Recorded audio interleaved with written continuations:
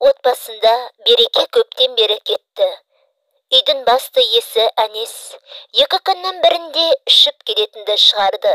Сау күннің өзінде ұрдашық, мазасыз мінезінен үй ішін мүлде мезе ететін.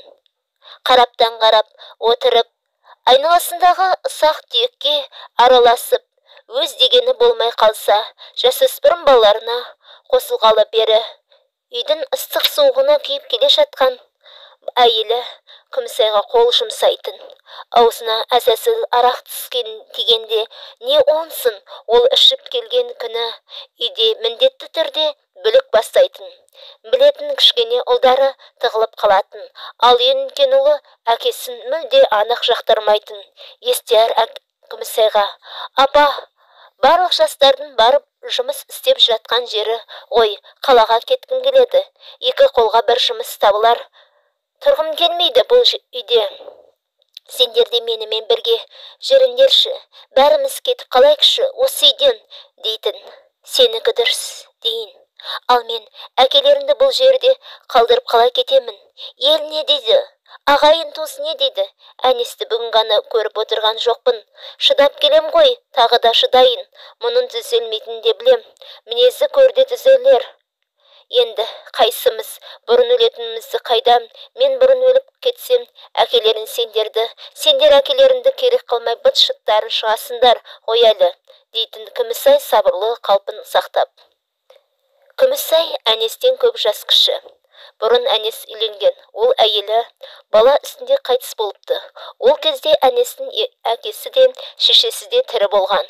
Әнестің 3 баласын бағып-қағып, өсіруге әке-шешесі барын салыпты. Кейін кемпірі мен шалы уәделесіп алғандай, бірінің артынан бірі қайтыс болған. 12-18 жасар ұлдарымен Әнес отбасында бір өзі қалып, мектепте мұғалімдік сабағын әжептәуір беріп жүрген көрінеді.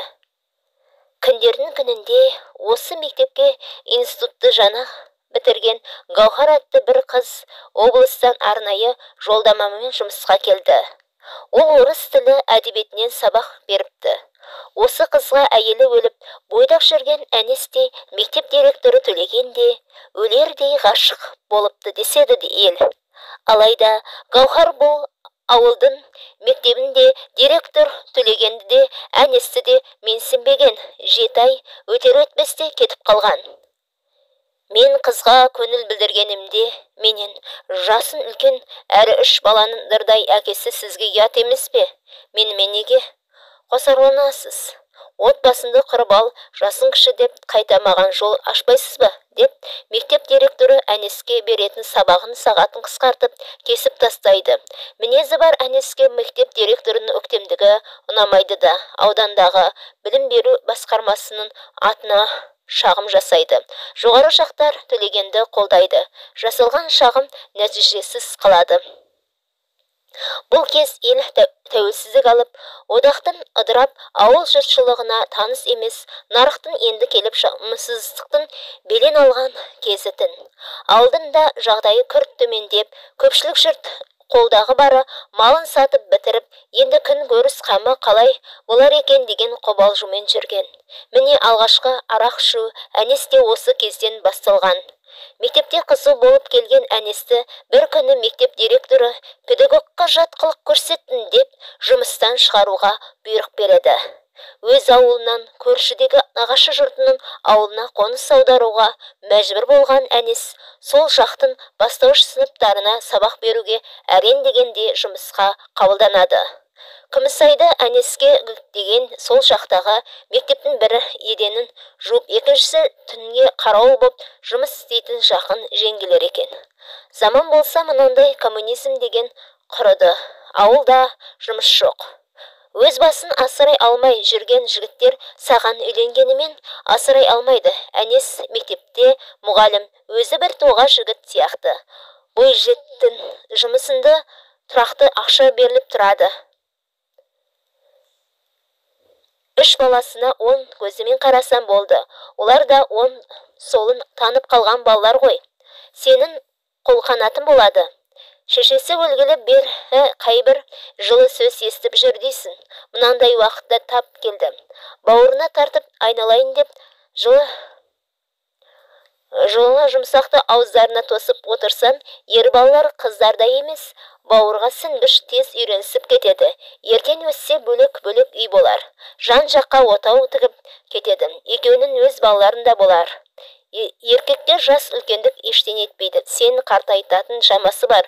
Төре қызау келіс деп жеңгелер екі жақтан әнесті мақтап 7-ші сыныпты бітіріп, үйде отырған алысқа оқуға баруға отбасының ыңғайы келмеген 18-ге толар толмас Күмісайды әнеске тұрмысқа шығуға келістіреді. Алғашқы жарты жыл барлығы жақсақ болды. Балалар да Күмісайға үйренді. Бәрі де тәртіпті-ақ, сабақтарына да жақсы. Оның үстіне еңбекқор, апалап Күмісайға үй шаруасына бәріне көмектеседі. Тек көңіліне қона алмайтыны әнес балаларға өте қатал. Бір шамалы елеусіз нәрсе үшін баланы боқтап, шабарымынан қайыс белбеуінен алады да тек сабай бастайды. Күмісай арашаға түсіп, тимеші оған ибай-ай, тимеші деп шырылдап жүргені. Сенің жұмысын болмасын, шық үйден деп Күмісайды да қайыс белбеумен арқасынан салып жіберетінді шығарды. Аузына келген боқтық сөздердің бәрін бұратады келіп. Бұрын орта мектепте математика пәнінен сабақ берген оқушыларға тәрбие көрсеткен мұғалім болғанына мұндайды көріп сену қиын. Күйеуі әнестің жағымсыз қылығы күннен күнде осылай үдейе түсті. Бақытты боламын деп келіп сорды құшқан Күмісай бірнеше мәрте кетіп те қалғысы келді. Мен кетіп қалсам, мына балалардың күні не болады деп бір ойлады. Анасынан жетім қалып, әкесінің мейірімне көрмеген өңшең ер балалар жаман бұзық жолға түсіп кетеді-ау деп, екінші ойы тағы да тоқта дегенге әкелді. Өзі бала көтере қоймады. 2 жыл өтпей-ақ Күмісайдың қыз күнгі ажары солғын тартып, жібектей мінезде әнестен орынсыз қаталдық көрген соң қатқылдана бастады. Бір күні бұдан қорқып күнде өлгенше, бірақ өлейінші деп қасына жақындап. Неге айқайлай бересің, неге? Сорлы балапандар ұрған қолын сынып да қалмайды екен. Сенің ішіп келдің бе? Жатсайшы, тыныш үндеме, берекен алма, дейді, барынша даусын көтеріп. Әй, сен қатын, маған дауыс көтеретін кімсің? Әкенің аузын, 77 әкенің. Тиме шапа, тиме, деп жаншыра үлкен ұлы Естияр келді. Ентелеп Арашаға. Сен қатын өз баламды өзіме қарсы қойғың келе ме? Көрсетем мен саған қазір, көрсетем. Ол сарайға бет алды. Сарайда үлкен ет шабатын балтаны ұстап келді. Апа, кетейік бұлай, кетейік. Естияр Күмісайдың қолынан тартып, әрі қарай сүйрей жөнелді. Әнес балтаны лақтырып үлгерді. Балта тарс етіп, Күмісайдың арқа жағынан жетер-жетпес жерге түсті. Бұлар аман қалды. Енді бармайықшы үйге, апа. Естияр әбден әкенің сабағаннан зәрізіп болған ба, денесі дір-дір етеді. Бұлар күздің салқын күнінде ұзақ уақыт сыртта жүрді. Мүмкін енді ұйықтап қалған шығар деп, үйге келсе үйдің есігін іштен тарс кілттеп қойыпты. Естияр, апа, мен терезеден түсіп көрсем қайтеді, деп ұсыныс жасады. Қой, терезеден қалай түсесің? Сындыруға болмайды, өйтсен ертең қайта таяқ жейміз. Қорада мал дегенде жалғыз сиыр бар. Және үш қой. Екеуі қораға жылынуға келді. Күмісай сабанды жерге төсеп, қасына Естиярды алып, құшақтасып, екеуі бір-біріне жылу бере көздерін ілдірді. Осындай ұсқынсыз тіршіліктің соны болмады, қайталана берді. Көршілер де, жақын ағайындары, туыс нағашылары да кейде әнеске ақыл айтатын болды. Жұрттың ақылы оны одан сайын ызаландырды. Күмісайдың өзі бұл күндері құр сүлдері жүр. Кейде жүрек тұсы да шаншып, демін алдырмай тастайды. Дәргерге көріну қайда, нарық деген пәлені қайдан көрген. Ауылда жұмыс істейтін фельдшерлік пункт жабылған, қарақылып тұр қазір онда. Әнеске жақын нағашылар, басқа да қатысатын жекжат ағайын туыстар ыдырап күн көріс қамымен жан жаққа көше бастады. Бәрі қарап тұрсан, өздерімен өздері. Бұрынғыдай біреуден бір тиын қарыз сұрап ала алмайсың. Ол сенің қайтарып беретіне сенбейді. Сол себепті сылтау айтып, өзімізде еш нәрсе болмай тұр дейтін болды. Осы ауылдағы бастаушысын мектепте де жабылудың алдында бюджет тапшылығына байланысты мұғалімдер қысқартылды. Әнес сол қысқартуға бірінші болып ілігіп, мұғалімдіктен босатылды. Бұл жақсы сылтау болды. Ішімдікке енді бір жола берілді. Қырыну болмағандықтан әнестің сақал мұрты өсіп нағыз маскүнем кейпін киді. Енді үйдегі әнес пен балаларды қалай аш қалдырмау керек, бұл міндет Күмісайдың мойнына түсті. Ауылдан 3 шақырым жерде темір жол бекеті, 15-ші разъезд бар. Осы разъезге кейінде неге екенін ешкім білмейді. Жолаушылар пойызы 1-2 минут аялдайды. Күмісай ауылдың басқа да әйелдерінен көріп үйреніп, аз уақыт аялдайтын жолаушылар пойызына сиырдың сүтін ұйытылған қатық, тауығы барлар жұмыртқа тағы да қолдағы пісірілген дәмдерін сататын болды. Үйдегі балаларға талғажау жасау, бұдан түскен табыс бірден жетіп бірде жетпей қалды. Тағы да 2 қыз, 2 көктем келді. Естияр 10-шы сыныпты бітірді, 17-ге толды. Апа, мен қалаға кетем дедім ғой. Енді шын кетемін, орта білім алдым. Әскерге дейін қалада жұмыс істеймін. Вокзалға барып жүк тассам да бір ретін табамын. Сосын кейін қасыма сізді Есжан мен Ержанды аламын. Әкесінен көңілі қалған бол. Балалар әкесін сол кезде аузына алған жоқ, деді Естияр аттестат алған күні. Күмісай Естиярды бұл жолы расы керек тоқтатқысы келмеді. Оны да түсінеді.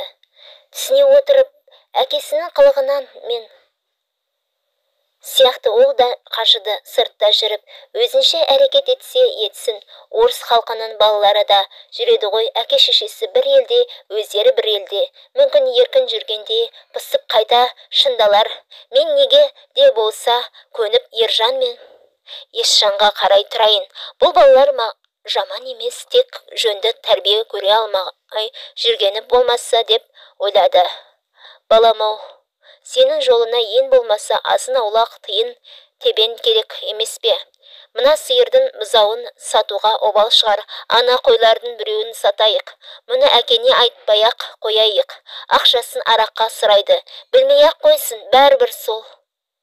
Ол ненің бар ненің жоғын аңғарудан қалды, деді Күмісай Естиярмен ақылдасып. Апа, сатсақ сатайық, бірақ сол қойдың ақшасымен түгілі алмаймын. Сіздерге қалсын, мұны да керек қой, деп Естияр жеңілдеп қалды.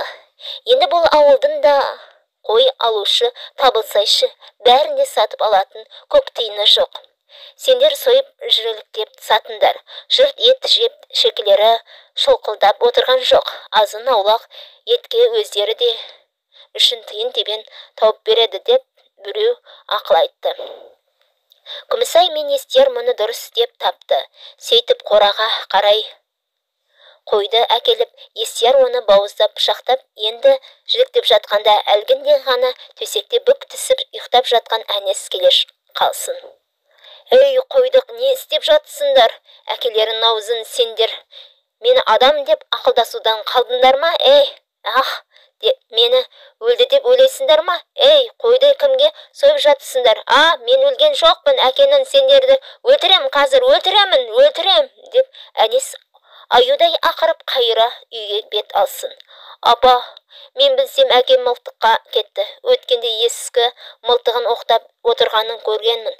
Ол қазір екеумізді аямайды. Күмісайды Естияр аман қалсын деген бір ғана ой болды. Әнесін соның ала жүгірді. Расында Естияр айтқандай, қолында мылтығын ұстаған әнес осы кез тура табалдырықтан бері аттай бергенді. Күмісай бар екпінмен әнесті қос қолымен кеудесінен итеріп кеп қалды. Әнес шалқасынан құлап түсті. Шірпеден оқ тарс етті. Табалдырыққа шүйдесімен құлаған Әнестің мұрнынан бірден қызыл қан атқылай бастаған. Артынша көзі аларып, қолындағы қаруын жерге сылқ тастай берді. Күмісай не болды, не қойды түсінген жоқ. Естиярға оқ тиіп кетті ме деп ойлаған. Баланың тірі сұлбасын көріп, демін ішіне алды. Қанды оқиғаның Естиярдың да бірінші көруі. Не болып, не қойғанын бірден ол да табанда ажырата алмай қалды. Анық ажыратқаны әкесінің көзі аларып, мұрнынан қан сорғалап жатқаны. Бала, мені әкенді өлтіріп алдым ба? Қатты екпінін итеріп едім, мына табалдырыққа дей берді тірілдеп. Сөйтті де сұлап жатқан Әнестің қасына отыра кетті. Қанша уақыт өтті белгісіз. Өліктің қасында екеуі де мелшиді. Апа, тұр, тез тұр, апа. Папаны екеулеп қора жаққа апарайықшы. Бұл жерде есік алдына болмайды енді. Үйге де кіргізбейік. Ойласу керек. Тез, апа, тұр, тез деп Естияр бір кезде асықтыра бастады. Күмісай Естиярдың айтқаны істей берді. Екеу Әнесті сүйрелеп, мал сойылған жерден әрі түпкі жағын әкелді. Бұл кезде нағыз түс мезгіл еді. Есіктің табалдырығын Естияр тазалап сүртті. Қолы леспей, шапшаң қимылдап жүр. Бұл кезде есіне әлі келе алмаған Күмісай сойылған қойдың қасында отырған. Бұл да қан, жаңағы көргенде қан, жүрегі дірілі үндемесе басылған жоқ. Естияр қасына келді. Апа, деді ол Күмісайға жақындап. Папамды сен әдейі өлтірген жоқсың ғой. Өзі құлап қалды. Осын айтты да, үнсіз қалды көпке дейін. Сосын барып сөзін тағы жалғастырды. Қаншама азап көрсетті бізге. Өзі кінәлі, бір жағынан мылтық алып. Егер сен оны итермегенде, оқ не маған, не саған тиетін еді. Апа, бері қарашы. Көрген мен ғана ғой. Мен ешкімге айтпаймын. Екеуміз ғана білеміз. Апа, енді жыламашы, апа. Естияр Күмісайды жақсы жұбатты. Бір кезде өзі солқылдап, көз жасын төксін ай келіп, папай, деп біраз отырды. Ішсе де, ұрса да туған әкесі. Табан астында өлді де қалды. Бір жағынан аяныш бар, бір жағынан қандай ойы бар. Ішінде өзі біледі, өксігін баса алмады. Милицияға хабар берейік. Олар мұның осылай өлгенін білу керек. Қасақана жасай. Жоқпын, мен оны тоқтатқым келді. Деймін ғой, шындықты түгел айтайық, деді Күмісай. Әлден соң мұның мұрны пысылдаған күйі. Апа, шындық бізге көмектеспейді. Қайда бізді құртады. Сен неге итересің? Өлім содан болды, деп сені түрмеге жабады. Осы керек пе? Маған немесе саған екеулеп өлтірдіңдер деуі де мүмкін. Екеуміз түрмеде болсақ, Ержан мен Есжан кімге қалады? Бандиттер келді, мылтықпен шықты, содан оралмады дейміз. Ұзын шаптың бойында бір ескі құдық болған. Қазір сол құдық бос жатыр. Айналасын қалың қамыс басып кеткен. Өткенде мен сиыр айдап жүріп көргенмін. Бұрын ішінде су жататын, қазір түк те жоқ. Міне папамның көмілетін қабірі сол жеренді. Кім білмейді, білдіртпейміз. Ал мына сойылған қойдың етін тез бөліп кешке дейін өткенше сатып келейін. Сатылмаған үйде өзіміздің көже қатығымызға қалады. Ананы, деді, әкесі жатқан жақты нұсқап түнде реттейміз. Күмісайдан Естияр ер бала болғандықтан ма? Ойы терең, әрі ақылды, әрі қайсар болып шықты. Айтқанындай кешке дейін қойдың еті бөлініп сатылды. Үйдегі аш отырған балаларға Естияр сол жақтағы дүкеннен жейтін тәтті тоқаш пен кәмбітте әкеліпті. Олар соны жауындап, жеп мәз болып ойнап жүр. Күмісай бүгін сойылған қой етінен тамақ істеуге де әлі болмады. Өз-өзіне келе алмауда. Кеше қараңғы бұрынғыдан кешіккендей, бүгін айдың да жарығы мол. Осыған дейін Естияр үйден Ескі кигізді тауып, оған әкесінің мүрдесін орап байлады. Мүрдені сүйрететін тақтай сияқты бірденені тапты. Бұрын электр жарығы жарқырап тұратын. Бұл ауыл нарық келгелі қараңғылыққа үйренген. Жаққандар сығырайтып шам жағады. Шам жақпандар ерте жатып қалады. Теміржол бойынан өтіп жатқан кешкі жүк пойыздарының паровоздардың ғана алыстан жарығы көрінеді. Артынша жоқ болады. Бұрын Күмісай қалай байқамаған. Көктемнің кешкі тым ұзақ екен ау. Батып болмады. Тіршілік деген тоқтамай жалғасып жатыр. Ішкі ойы тыныш болмаған сонба, селт еткен дыбысқа өзінше қыбырға сезіктене, дәл осы жағдайға үйге бөтен біреу келіп қалмады ма екен деп сезіктеніп отырды. Ешкім көрмей, ешкім сезбей, тезірек құдыққа көміліп тасталса екен, мен адам өлтірдім, қалай лездел, қалай, мен тіпті қалай қатты итеріп жібердім дей береді іштей өзіне өзі. Естияр бір ақ сәтте ересек болып кеткендей көрінді Күмісайға. Оның айтқанындай әнестің мүрдесі құдыққа тасталды. Мылтықта қоса көмілді. Түн жарым ауғанда үйге келіп екеуі төсекке құлағанша ешкімнің көзіне түскен жоқ. Әнес осылай 1995 жылы мамырдың 30 күні жоғалып кетті.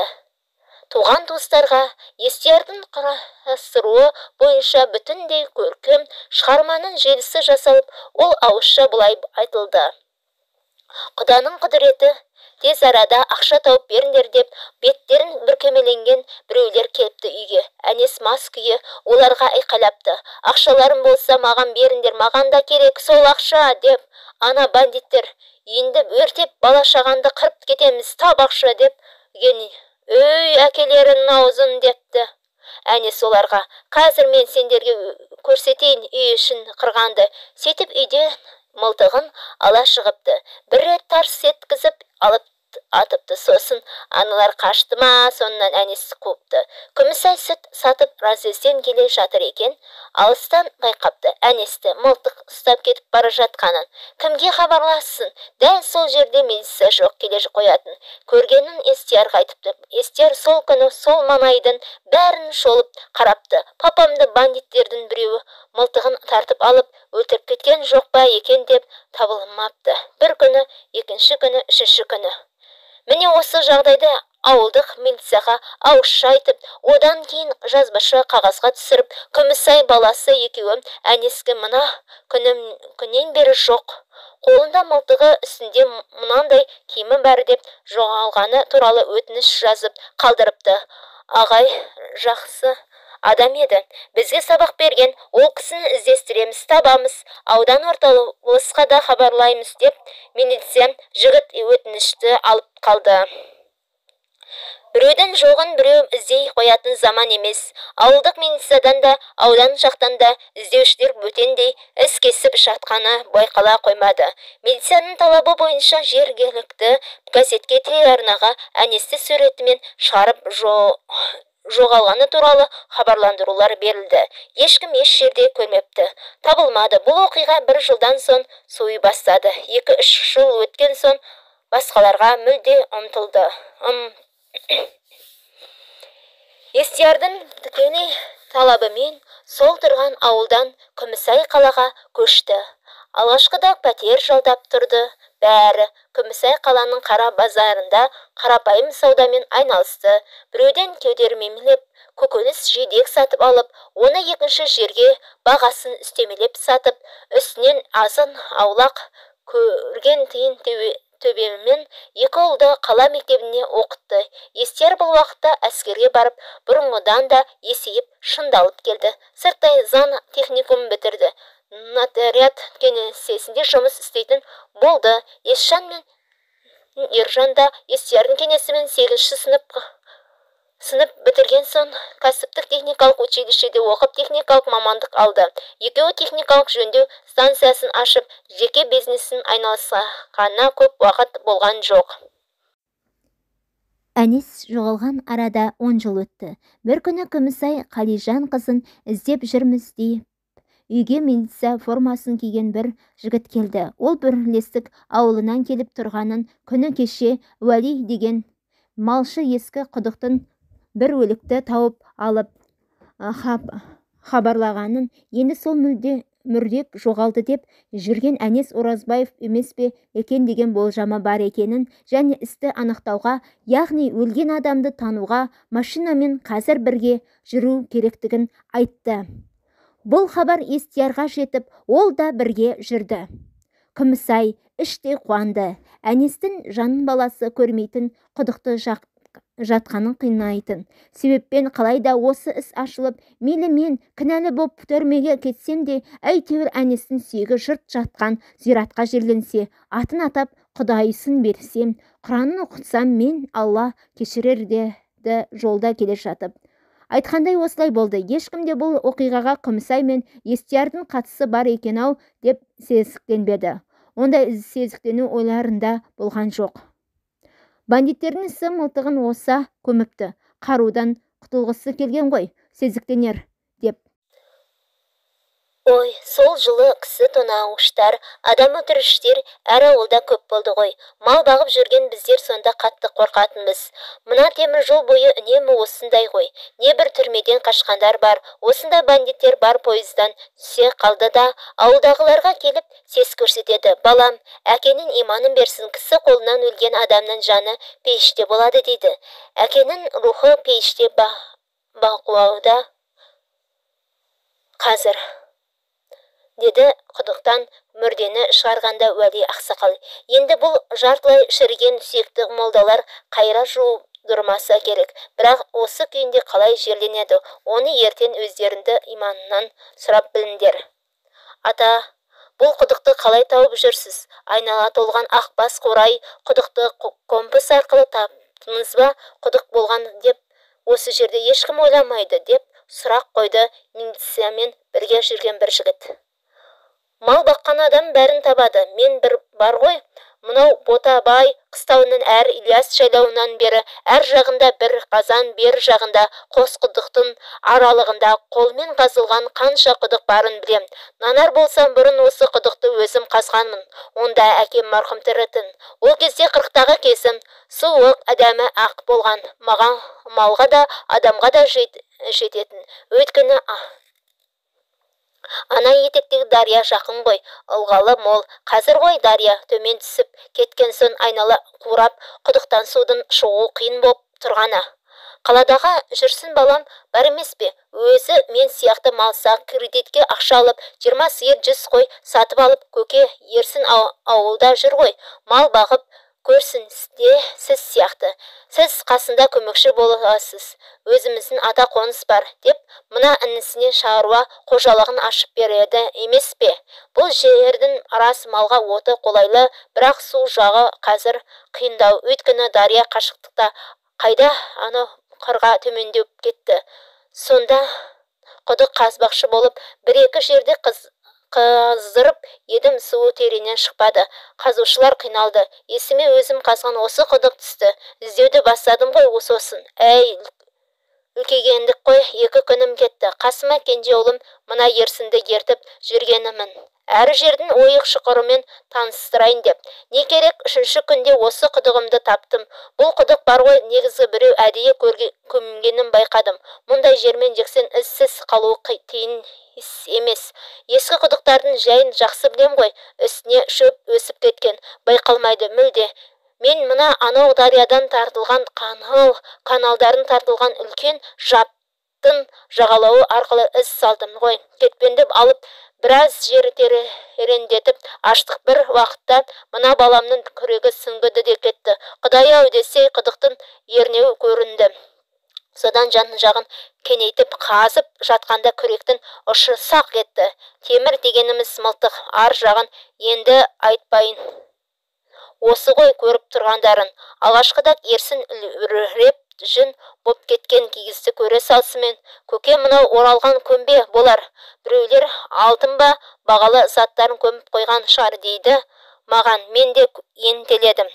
Кәне деп Сөйтсем, астапырла тік күйінде бас жағын жоғары қаратып көмген адамның денесі ғой. Не ойланатын бар? Баланы атпен шаптыртып милицияға жаққа тез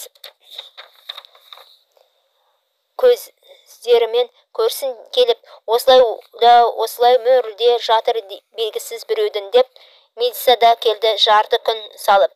Ата осылай тұрсын, әзір ашпаңыз. Офиске барып тіркеу журналын қараймын. Жоғалған адамдардың тізімін көремін деп милиция қайта кетті.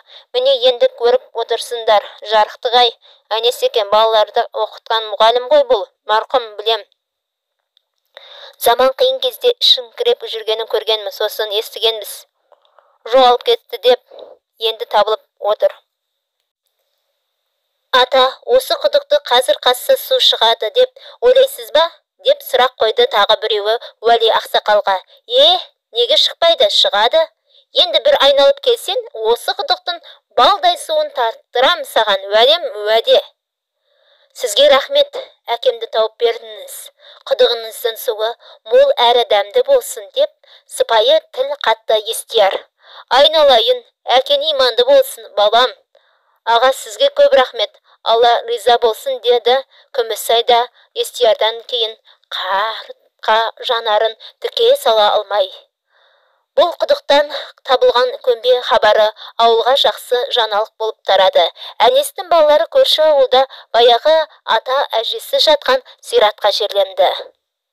Онсыз да жүрегі сыр беріп жүрген Күмісай құдықтан мүлде алынған күні-ақ жедел жәрдемнен бірден ауруханаға түскен. 10 күннен кейін қайтыс болды. Енді үйленемін деп жүрген Естиярға бұл қаза қабырғасына қатты батты. Бала күннен қабағына қарап, туған анасын жоқтатпаған, өзіне шексіз қамқоршы болған Күмісайдың жылын өткізгенше үйленуді шегерді. Мүмкін кездейсоқтық, мүмкін тағдырдың белгісіз тылсымы Естияр 3 айға жетпей жол апатынан мерт болды. Әнес жоғалып өз табылып еді, әйелі мен баласын қосақтап қасына бірден алды ғой, деді зират басында Естиярды жерлеп жатқандар. Барлық оқиға сырын қара жер жұтып қала берді.